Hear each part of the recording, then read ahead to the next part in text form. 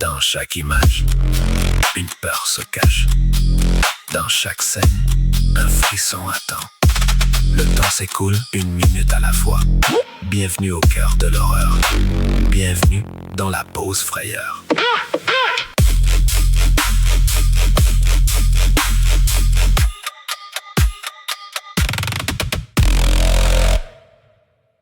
Bienvenue à tous. C'est le moment d'une dose d'horreur. C'est le moment de la pause frayeur. Merci de venir passer votre pause en ma compagnie. Derrière le micro, c'est moi, Sylvain, qui vous guidera pour ce 22e épisode. Aujourd'hui, j'ai l'honneur d'avoir un invité de marque avec moi. Pour une seconde fois à la pause, mon ami, mon collègue de podcast, Sergio Lafrenière.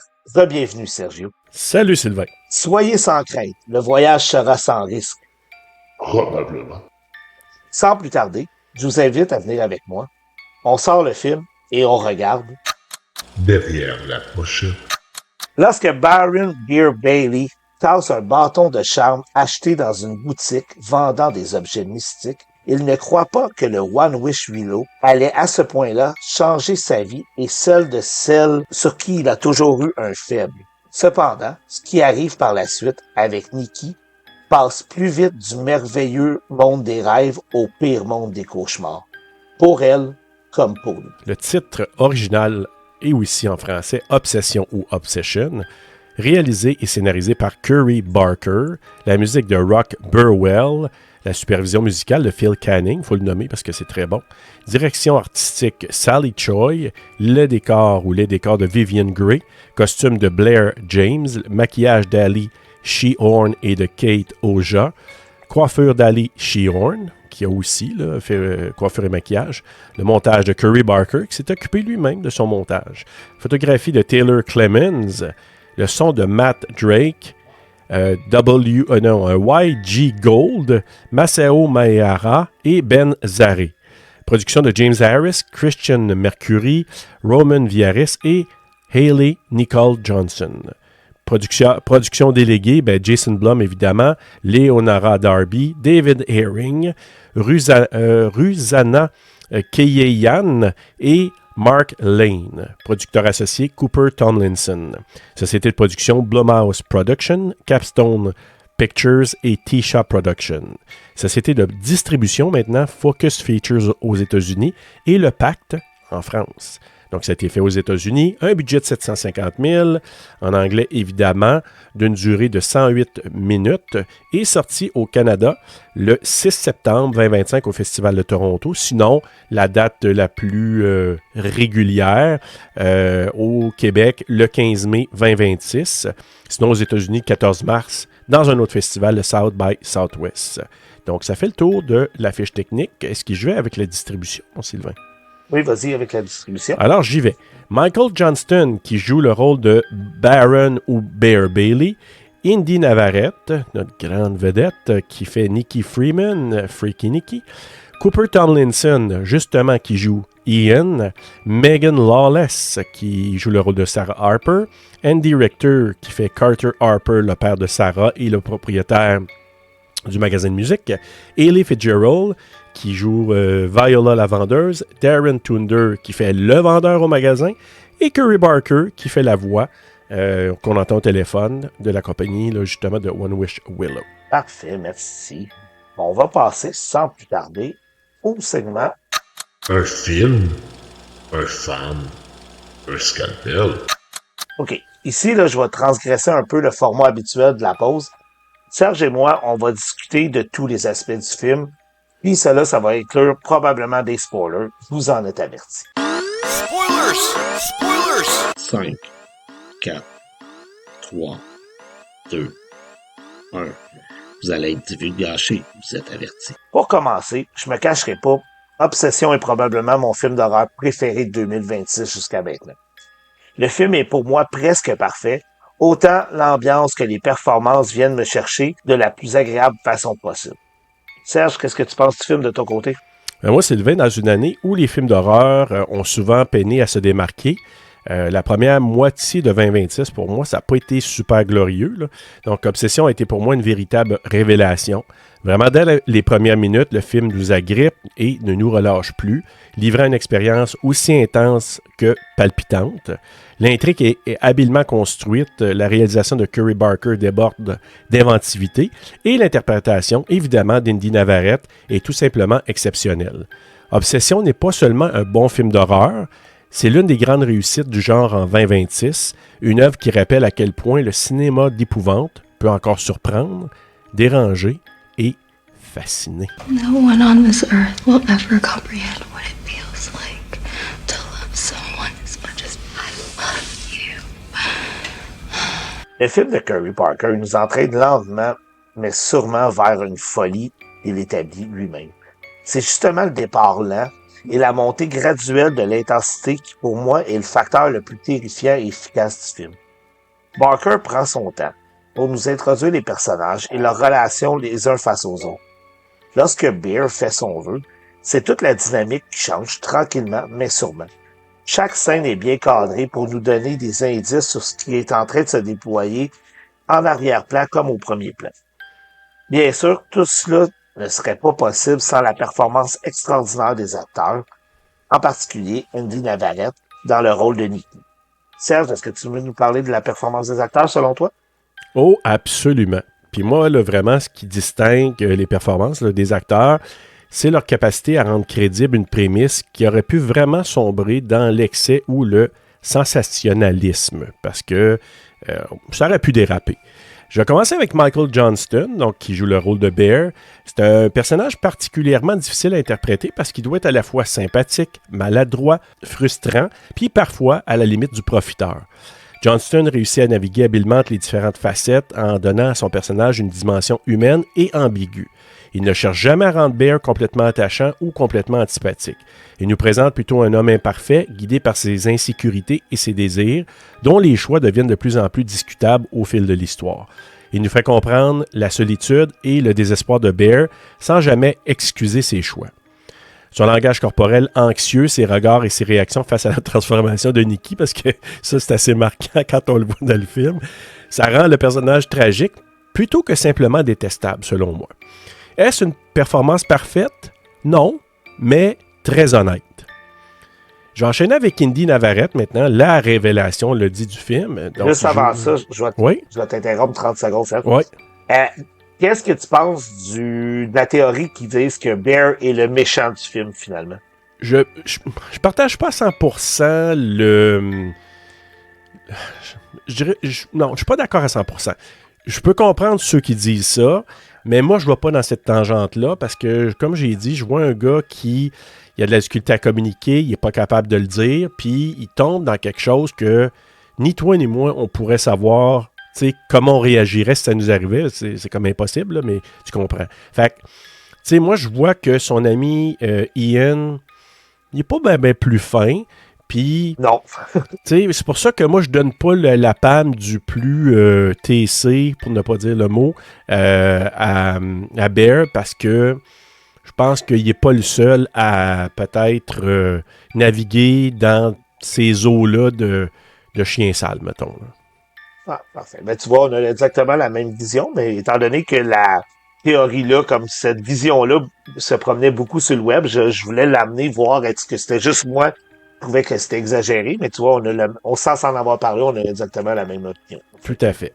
Moi aussi, je trouve que Bear est comme victime de ses mauvais choix, disons. Oh oui, puis si on était dans la même situation que lui, là, comment qu'on réagit, on fait un vœu, puis oui, je l'ai dit, il est profiteur, mais en même temps, en toi puis moi, je dis, on arrive à une situation comme ça, qu'est-ce qu'on fait? Est-ce qu'on réagit autrement que ça? Puis, à un moment donné, il a fait des très mauvais choix, là, mais à un moment donné, il était poigné dans une situation, elle m'aime tuer, même pas. C'était pas évident. Là. Moi, pour ça, je lui lance pas la pierre si facilement que ça. One wish will amaze your friends. You only get one wish.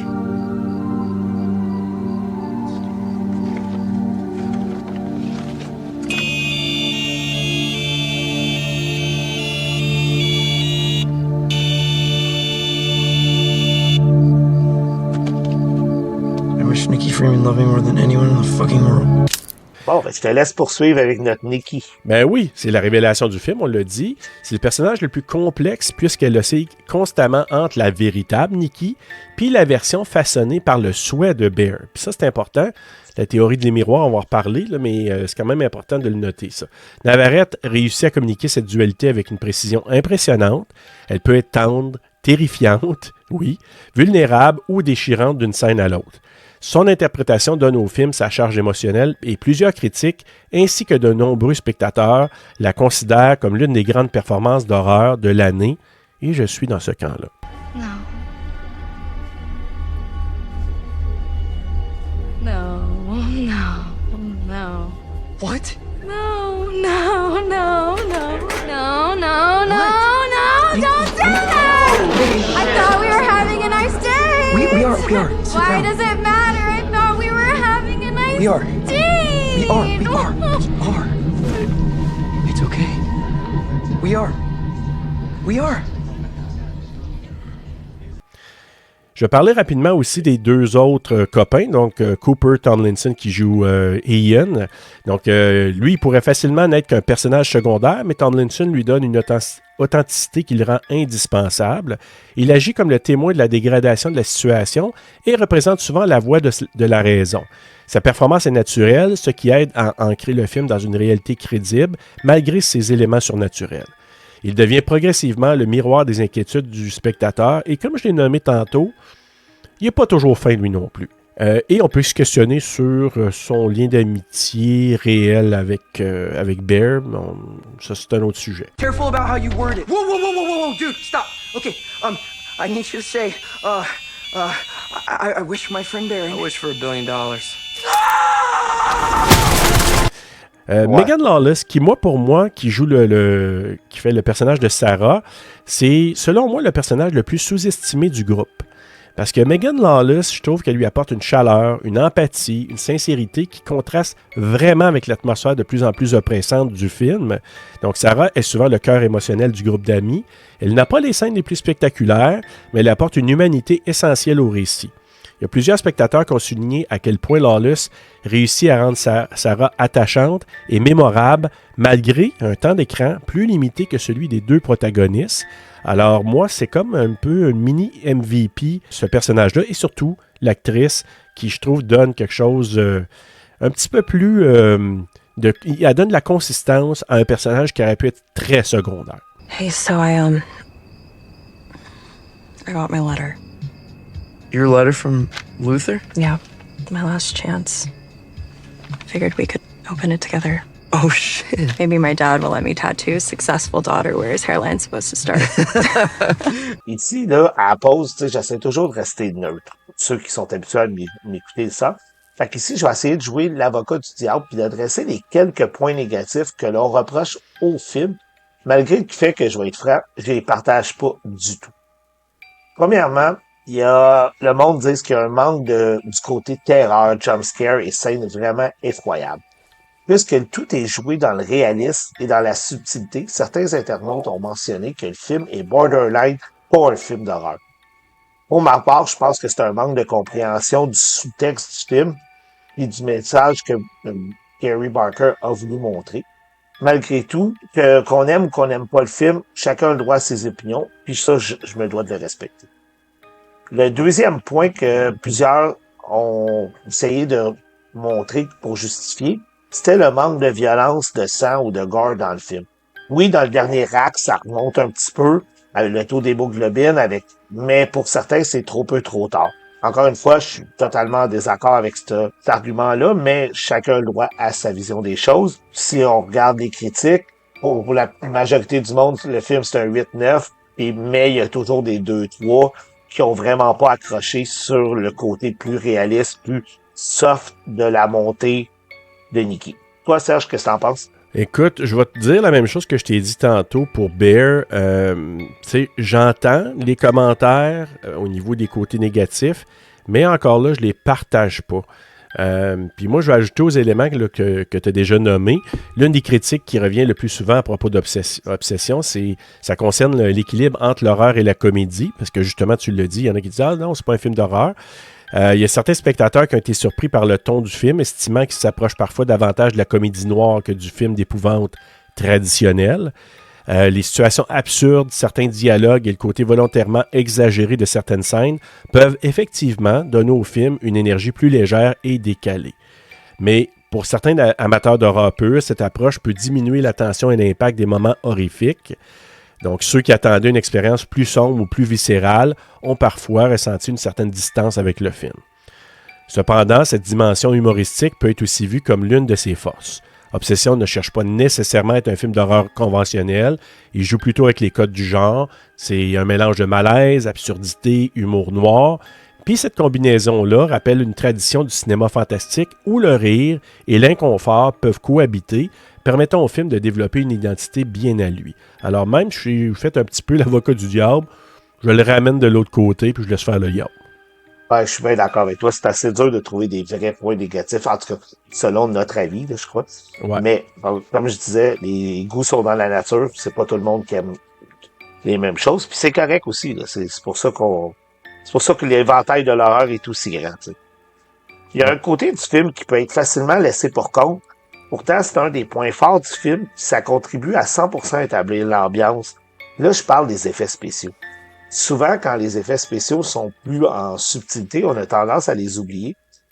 Mais ici, ils ont un côté vraiment 100% important pour établir tout l'ambiance puis le changement de caractère de Nikki. Donc, toi, de ton côté, Serge, qu'est-ce que tu penses des effets visuels puis spéciaux que le film a exploité? Pour moi, c'est un grand atout d'obsession parce que ça réside vraiment dans l'utilisation des effets visuels et des effets spéciaux qui, oui, des fois, comme tu l'as dit, là, peuvent être très subtils, mais moi, je trouve que c'est ça qui marche. Parce que Barker et son équipe ont démontré que j'appelle, moi, une retenue en privilégiant souvent l'atmosphère puis le malaise plutôt que la surenchère numérique. Et je dis alléluia à ça parce que les effets sont généralement intégrés avec subtilité au service de l'histoire puis de l'évolution psychologique des personnages. Cette approche-là nuancée rend d'ailleurs les moments plus spectaculaires encore plus efficaces. Lorsque le film décide finalement de montrer ses cartes, certaines séquences frappent par leur créativité et leur impact visuel. Les transformations, les distorsions de la réalité et plusieurs images cauchemardesques possèdent une qualité presque surréaliste qui reste gravée dans la mémoire du spectateur. Fait que là, le film trouve un équilibre rare, donc suffisamment discret pour maintenir la crédibilité de son univers, mais suffisamment audacieux pour offrir quelques visions véritablement dérangeantes. Donc, ces effets-là ne servent jamais uniquement à impressionner, ils participent pleinement au sentiment d'obsession, de perte de contrôle, de malaise qui imprègne l'ensemble de l'œuvre. Et, en terminant, je tiens à souligner ici un des moments les plus marquants du travail visuel d'obsession. La scène où Nikki apparaît dans la pénombre, pour moi, est particulièrement réussie. Le film démontre alors une grande maîtrise de l'atmosphère en jouant davantage avec la suggestion qu'avec la démonstration. Donc, le jeu des ombres, les contrastes de lumière et la façon dont le visage d'Indy Navarrete émerge progressivement de l'obscurité crée une image à la fois fascinante, mais je vais dire, surtout avec ses yeux, inquiétante. Vraiment d'accord avec toi.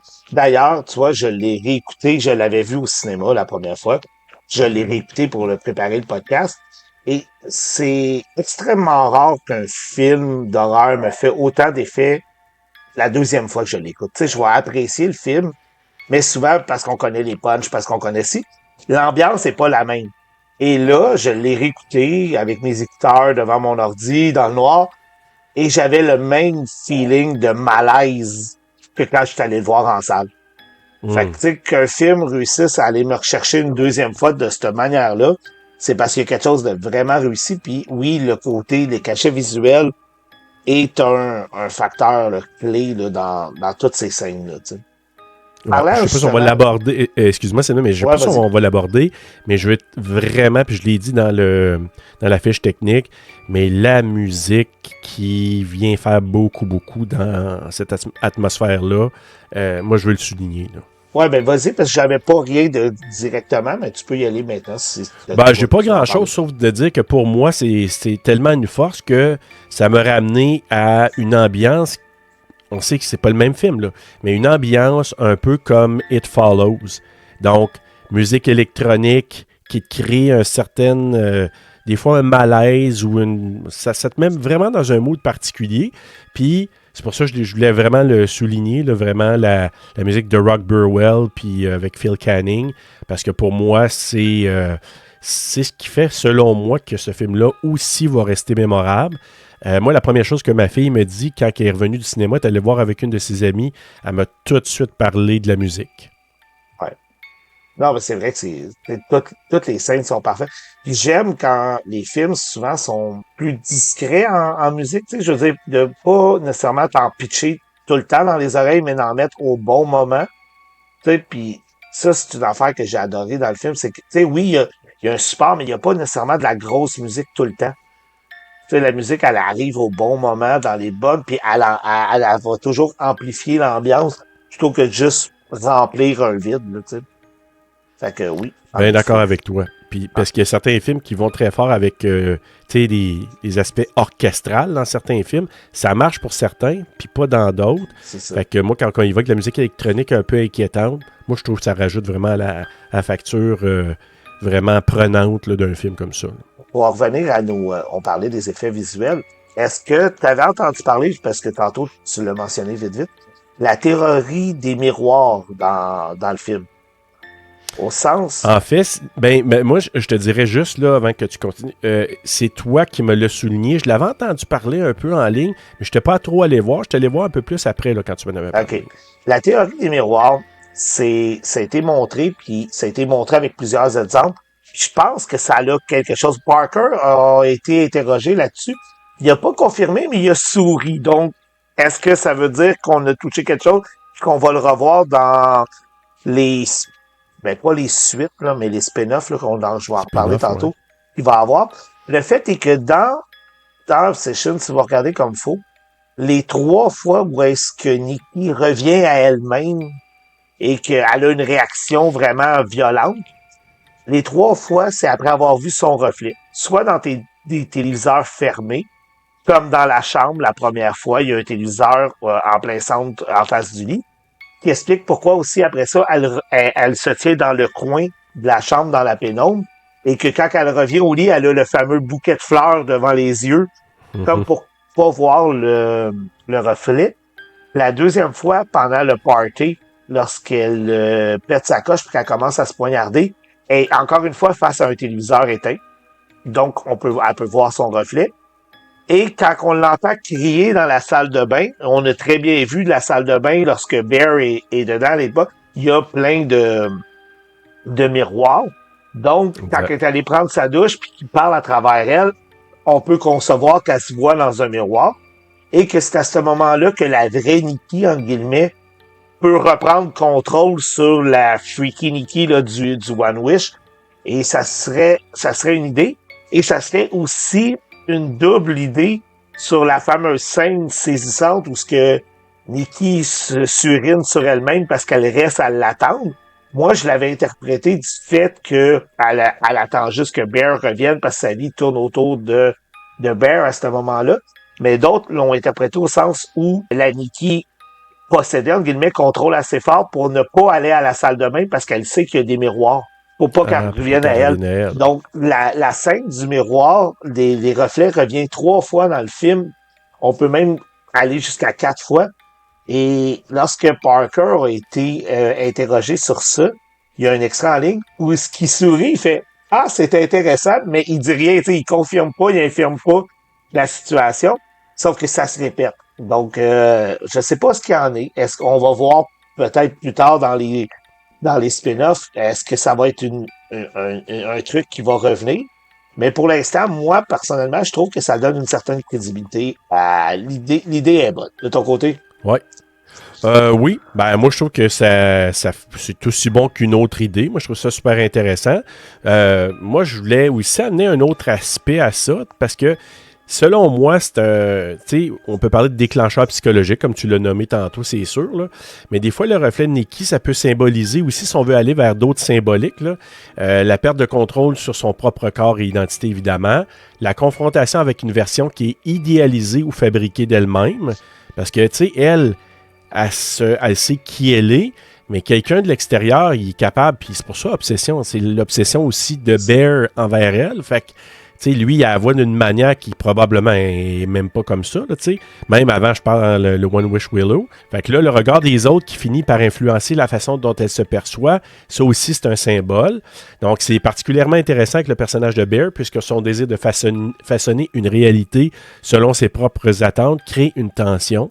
Donc, Nikki est plus seulement une personne, elle devient une projection, une image construite par le désir de quelqu'un d'autre. Le miroir rappelle donc constamment cette question: c'est qui la vraie Nikki? Parce que, tu sais, oui, il y a eu le One Wish Willow qui crée une Nikki, mais la Nikki d'avant, c'est-tu vraiment la Nikki qu'elle est vraiment? Parce que Bear se faisait déjà une idée d'elle avant, mais c'était-tu vraiment elle, tu sais? Donc, la scène dans la pénombre que je te parlais tantôt, ça donne plus encore de force dans cette perspective.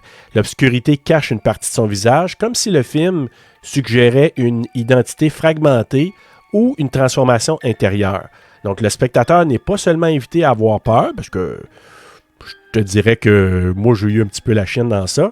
Donc, il n'est pas juste invité à avoir peur de ce qu'il voit, mais à questionner ce que Nikki est en train de devenir. Tu sais, il y a comme une transformation.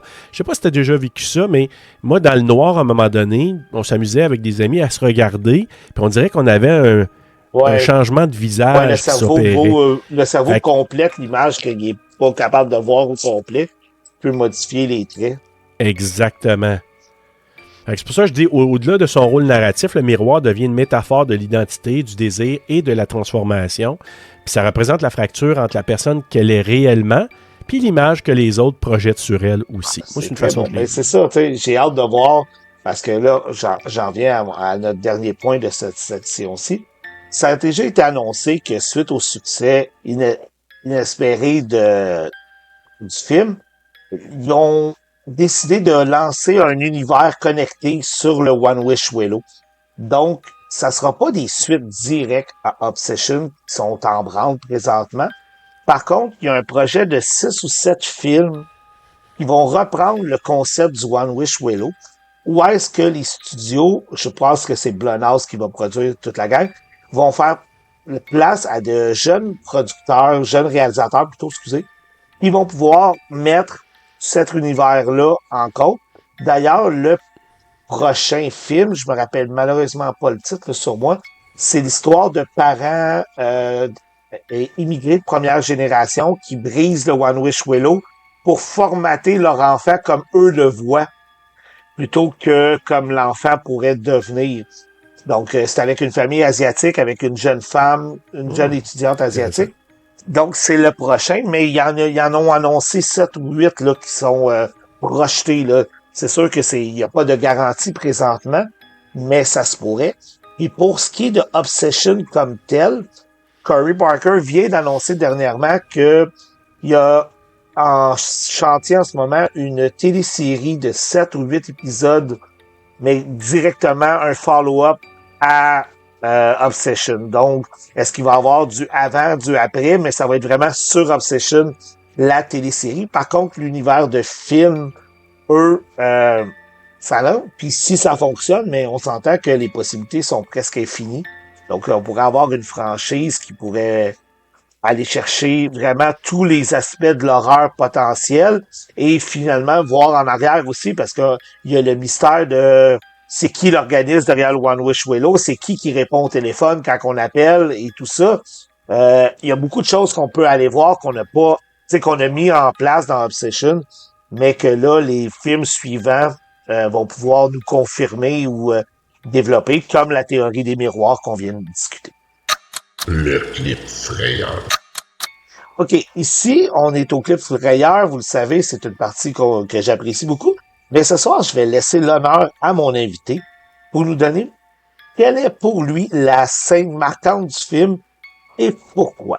OK. En entrée de jeu, je vais dire merci beaucoup, Sylvain, parce que c'est pas facile, parce qu'il y a tellement de scènes marquantes dans ce film-là que, tu sais, si je recule, mettons, j'ai dit souvent ça à TSLP, je vais dans le futur, puis je repense à un film que j'ai vu, mettons, il y a 10, 15, 20 ans, il y a toujours une scène, peut-être 2 qui te restent en tête. J'ai l'impression que celle-là, on va en avoir 5, 6. Fait que c'est ça qui est difficile de trouver. Je t'avoue que je te l'ai lancé parce que j'avais pas d'idée à quel choisir. Je vais être franc, là. Ouais, mais écoute, encore là, Obsession, c'est un film impressionnant parce qu'il y en a plusieurs. Donc, j'aurais pu parler de la scène dans la voiture avec Sarah, celle au restaurant, puis qui m'a rappelé la scène de Georgina dans Ouais, Get ouais, Out, c'est vrai. là, avec le non, non, non, là. Ou la scène où Nikki marche du reculon, comme tout se passe en rewind, là. Mais celle qui m'a particulièrement marqué, c'est le moment où Nikki est cachée dans le coin de la chambre, dans l'obscurité, alors qu'elle observe Bear dormir. Ah. Oh, j'aime ça te regarder dormir, Bear. What are you doing?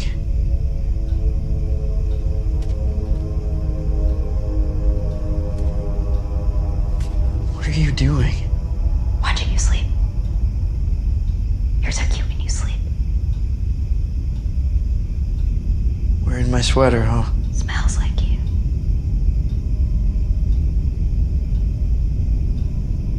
Can you come back to bed? No. Donc, pourquoi? Parce que ça fonctionne d'abord par la mise en scène, le silence.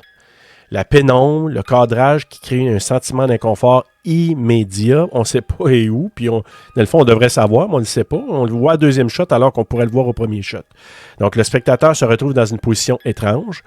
Nous sommes habitués dans les films d'horreur à voir une menace, observer une victime. Là, je vais te donner un parallèle. Par exemple, dans Paranormal Activity, où on voit la fille regarder le gars dormir en accéléré. Mais là, dans ce cas-là, c'est pas ça. Le rapport est inversé. C'est Nikki qui devient une présence inquiétante, presque fantomatique, alors que Bear, pourtant, au centre de cette obsession-là, devient vulnérable. C'est une scène qui démontre bien l'intelligence visuelle de Curry Barker. Il n'y a pas besoin d'un effet spectaculaire pour créer le malaise. Quelques jeux d'ombre, une présence immobile dans un coin de la pièce et un silence prolongé. Ça suffit à créer une image qui reste en tête longtemps après le visionnement. Puis comme ça arrive au début du film, je trouve que ça met le ton à ce qui s'en vient après. Ça a été comme probablement la première scène qui, moi, m'a comme vraiment déstabilisé après. Bon, évidemment, après qu'elle est tombée du lit, là. Mais cette scène-là m'a vraiment donné Hey, des tu sais, frissons. ça me aussi. fait rire que tu aies choisi celle-là parce que moi, je suis allé le voir au cinéma avec mon fils qui avait 17 ans à l'époque. Puis, ce genre de film d'horreur-là, ça va le chercher beaucoup. Tu sais, il est capable de le gore, il est capable de plein de choses, mais quand c'est plus psychologique, ça va le chercher. Quand la scène du coin de la chambre a passé, j'ai rien que regardé du coin d'œil, et il était littéralement avec la main à travers les yeux pour se cacher une partie. Il se sentait pas bien. Tu sais, je le regardais puis je souriais en voulant dire, OK, ça marche, là, encore plus, parce que moi, je le regardais puis j'avais l'angoisse puis, tu sais, le malaise de la scène. Mais là, de voir mon gars réagir comme ça, j'ai fait comme, wow, OK, on est en train de vivre quelque chose, là, tu sais, encore plus, là, tu sais, quand tu vois le monde réagir C'est comme rare. ça fait vraiment. Mais oui, en effet, je suis d'accord avec toi. Je pense que pendant longtemps, on risque d'avoir des références, tu sais, comme tu disais, la scène du restaurant, les non, non, non à la Get Out, c'est marquant. La scène de violence avec la brique, qui d'ailleurs a été, on en parlera tantôt, mais qui a été écourtée de quelques coups pour avoir un X, ben, un R plutôt qu'un NC-17, là, ce qui est totalement stupide parce que 7 ou 12 coups de briques d'en face, je pense que ça revenait au même, là. Ouais. Mais oui, c'est ça, le film. Le film renferme tellement de scènes mémorables et qu'on va revoir, je pense, des références à ça longtemps, là, parce que ça va nous rester dans la tête souvent. Ah oui. OK, donc on passe à... Jusque dans les tripes. Avant de poursuivre, laissez-moi vous donner quelques faits divers sur le film Obsession. Le film fut tourné pour 750 000 US, comme on a dit précédemment, et en date de l'enregistrement, le film a récolté pour plus de 430 millions de dollars mondialement.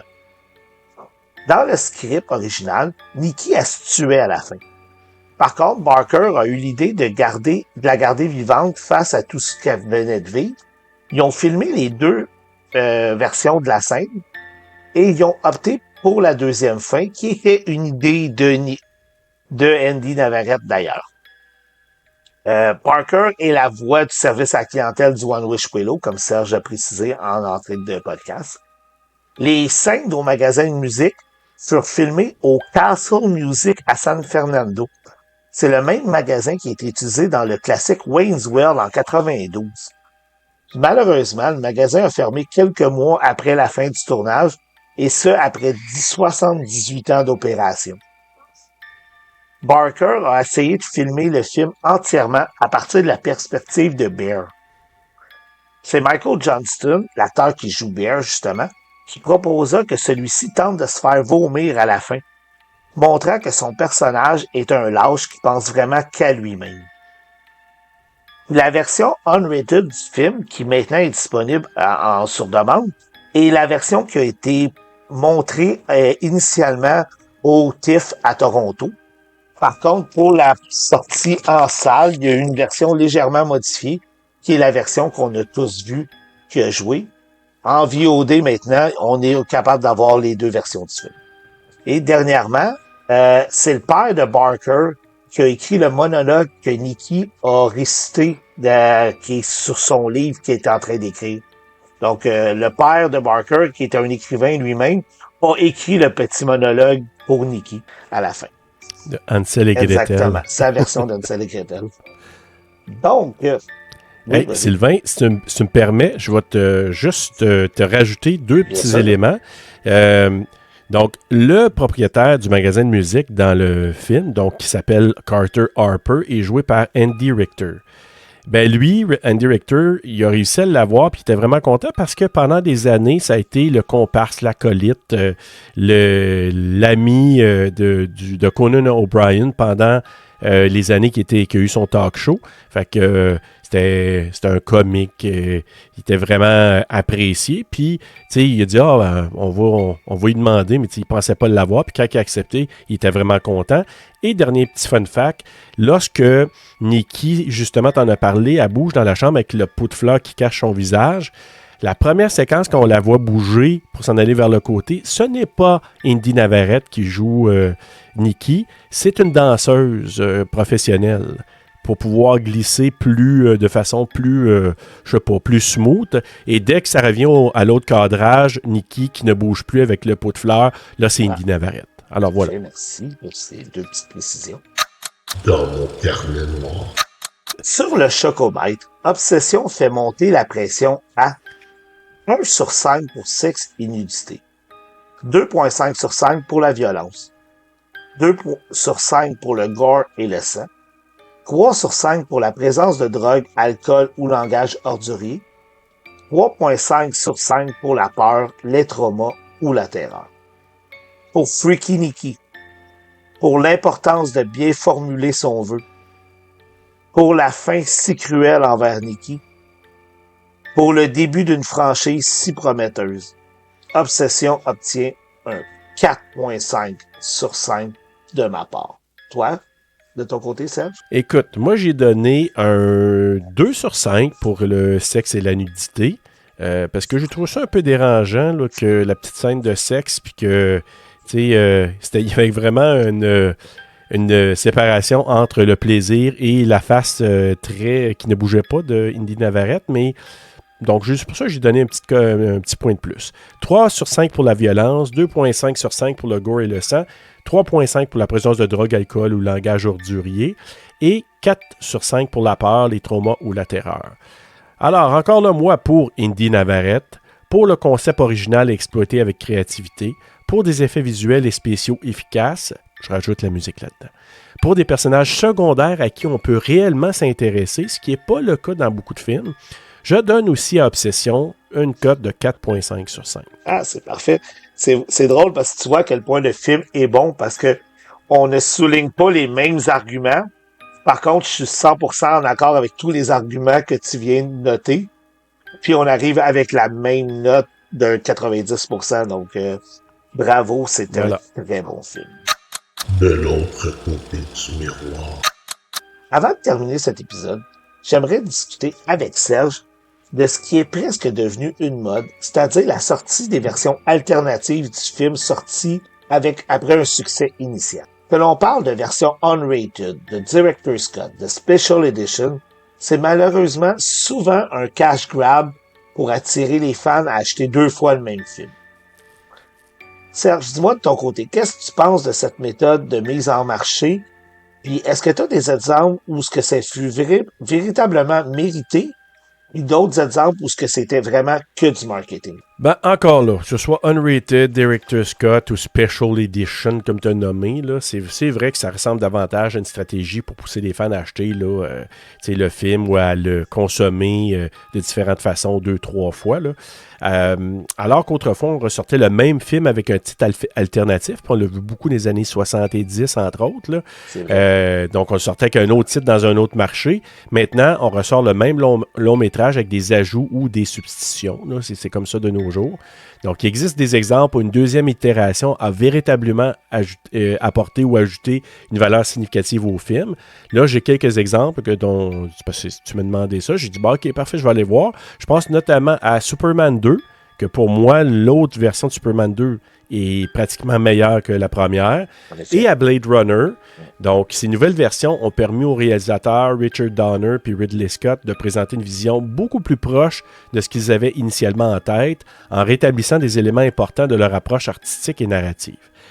Cependant, d'autres œuvres n'ont pas eu le même impact. Je pense notamment à Star Wars, E.T., et The Warriors. Pour les gens qui n'ont pas vu The Warriors, il y a une version qui est ressortie où il y a des transitions avec des comics.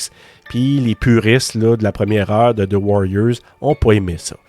Donc, les modifications apportées à ces films ont irrité plusieurs fans qui estimaient que ces changements altéraient l'expérience originale plutôt que de l'enrichir. Personnellement, j'ai pas de problème avec cette stratégie. Après tout, le cinéphile a toujours le choix de consommer le produit ou non.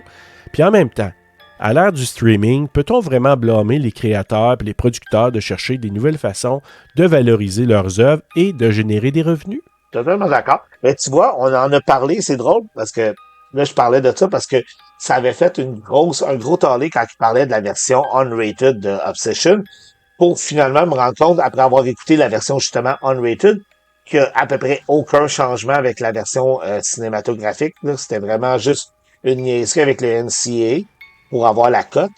Mais on a fait Jennifer's Body il n'y a pas trop longtemps à TSLP et on a parlé justement de la version unrated ou Special Edition qui avait sorti et qui changeait le beat du film. Tu sais, je veux dire, c'était pas des ajouts majeurs, mais le début et la fin étaient différents. Et ça avait la chance de montrer le film sous totalement une autre vision, là, parce qu'on le voyait plus du côté du personnage de Amanda Seyfried plutôt que du côté du personnage de Megan Fox. Fait que ça, c'est un exemple, moi, je trouve, dans le monde de l'horreur, où est-ce que le Unrated Edition ou le Special Edition valait vraiment la peine, parce que ça changeait quand même toute la vision du film, tout en gardant le même noyau. Le film changeait un peu son message là, de cette manière-là. Par contre, dans le cas d'Obsession ici, si c'est juste pour éviter d'aller chercher le fameux NC-17 que tout le monde veut éviter parce que ça l'empêche toute personne mineure de se pointer dans une salle de cinéma, je pense que ça vaut pas nécessairement la peine de relancer la version unrated par la suite parce qu'il y a tellement pas de différence. Là, on parle pas d'un film où est-ce qu'on aurait coupé 4 ou 5 kills hyper violents pour avoir une version côté R, alors que là, il n'y a pas de différence entre les deux. Puis c'est vraiment... Je pense que dans ce cas-ci, c'est un peu rire des gens de parler d'une version unrated alors que il faut quasiment que tu cherches sur ChatGPT voir c'était quoi la différence entre les deux. Ben, je te rejoins. L'autre exemple, en terminant, que je peux te donner, il y a eu Nightmare on Elm Street récemment avec le 4K. Ils ont rajouté une version un petit peu plus longue de quelques secondes. Puis moi, je l'ai pas vu, mais tu sais, je pense que c'est quand Tina tombe sur le lit, c'est un petit peu plus long, etc. Mais c'est pas grand-chose. T'sais, on peut se poser la question sur le mérite de ça. Par contre, en ligne sur YouTube, tu peux retrouver une scène qui, je pense, n'est pas ajoutée là-dedans, qui est la scène où Nancy parle avec sa mère, puis que sa mère lui apprend qu'elle avait un frère, puis que son frère aurait été tué par Freddy. Ça, tu rajoutes ça dans un film, ça aurait été un game changer. Fait que moi, je me dis, amène de quoi de même, puis tu vas faire, OK, ça vaut la peine, c'est une valeur ajoutée, mais pour... une seconde de plus ou que 2 gouttes de sang. Non, c'est ça. Ça vaut pas la peine. Oui, parce que souvent, les scènes ajoutées ou les scènes modifiées, c'est des trucs qu'ils ont laissé sur le plateau au montage pour des questions de pacing de film ou de longueur totale du film. que ça peut être des scènes intéressantes quand t'as plus nécessairement à plaire à une auditoire fixe au cinéma ou à des demandes d'un producteur. Ça vaut la peine d'être mis. C'est ça qui est le fun, tu sais. Par contre, lorsque, comme tu dis, c'est 2-3 secondes ou une cote d'angles différents de caméra juste pour aller chercher un rating différent, là, je pense que c'est rire des gens de parler d'une version différente du film.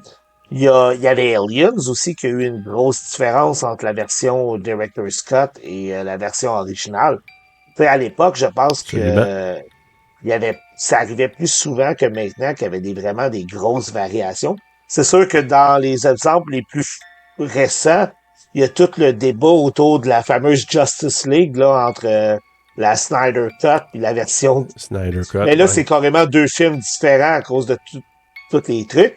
Là, tu vois, c'était mérité d'avoir une cote alternative du film parce que on est vraiment plus dans le même film, on est plus dans le même beat. Tu sais, une autre affaire que je trouve un petit peu far-fetched des studios, ils viennent d'annoncer officiellement Avengers Endgame, le film qui a ramassé le plus d'argent de l'histoire du box-office, revient au cinéma en novembre pour un mois, avec des scènes modifiées, des scènes rajoutées, pour pouvoir mieux s'attacher à Doomsday qui sort au mois de décembre.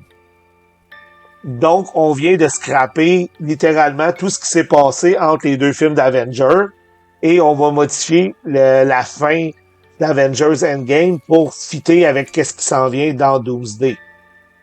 C'est correct, les Rousseau reprennent leur film, c'est leur trip, sauf que de modifier un film qui date maintenant de quasiment 7-8 ans, c'est pas plus, avec Endgames, je trouve que là, on cherche un petit peu là, le cash grab. Là. Je veux dire, c'est sûr que le monde va vouloir aller le revoir au cinéma. C'est un film qui était spectaculaire, c'est un film qui était le fun à voir en grand écran. Il revient en salle. Le monde va retourner en salle. Est-ce que les quelques scènes modifiées à la fin vont vraiment faire la grosse différence qu'on aurait pu s'en passer pour voir Doomsday pareil? J'ai bien l'impression que même si on va pas voir la version renouvelée, on va apprécier Doomsday pareil. T'sais. Ouais, je pense pas que c'est si nécessaire. Puis le dernier exemple, là, que tu t'as parlé des Lions. On va parler des Lions aussi parce que il y a une scène qui était ajoutée. Il y en a qui n'ont pas aimé ça. Moi, personnellement, j'ai aimé ça parce que c'est une scène où Ripley va voir Dallas qui est pogné là, dans l'espèce de cocon. Là, puis que moi, j'ai trouvé ça intéressant. J'étais heureux de voir cette scène-là que j'avais jamais vue.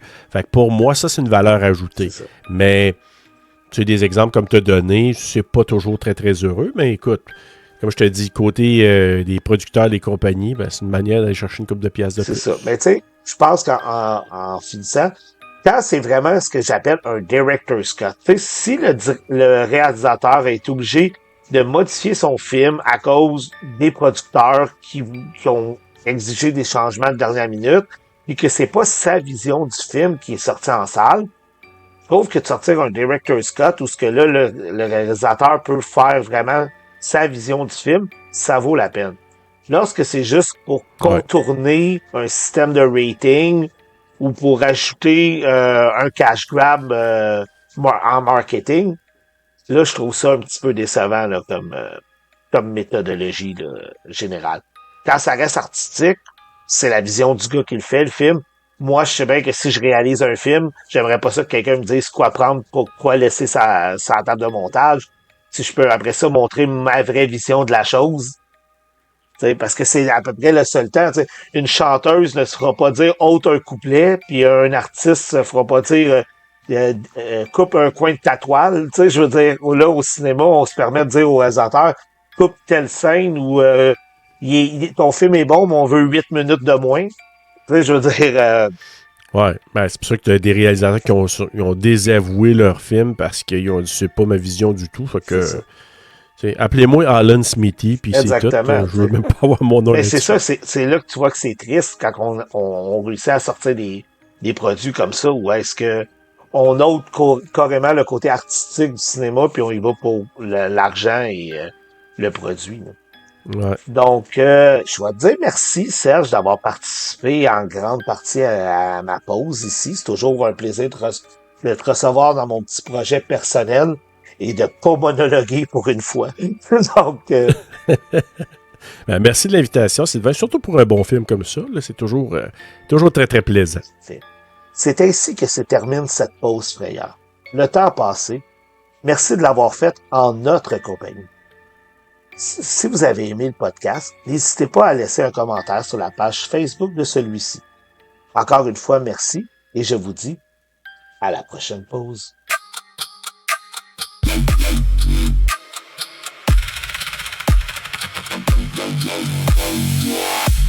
Le projecteur s'éteint. L'ombre du film reste dans votre mémoire. Les battements de cœur ralentissent. Il est temps de retourner au travail. Merci d'avoir passé votre pause avec moi. À bientôt pour une nouvelle frayeur.